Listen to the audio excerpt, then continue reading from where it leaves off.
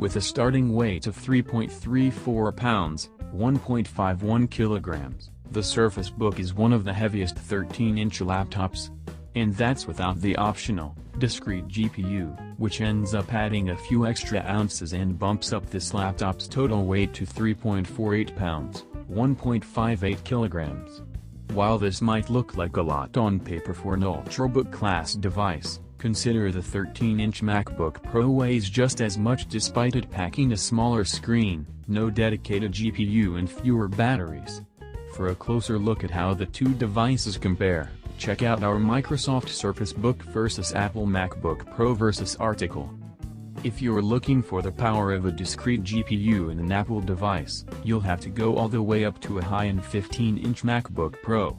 And this is a machine that is significantly heavier, 4.49 pounds or 2.04 kilograms, and larger, 14.13 by 9.73 by 0.71 inches or 359 by 247 by 18 millimeters.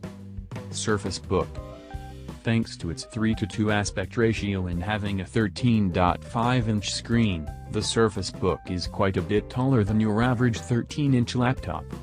Despite its peculiar 12.3 by 9.14 by 0.51 0.90 inches or 312/232 by 13 to 22.8 millimeters, WXDXH, dimensions, I had no problem slipping this laptop into bags designed to hold a traditional 13.3-inch laptop.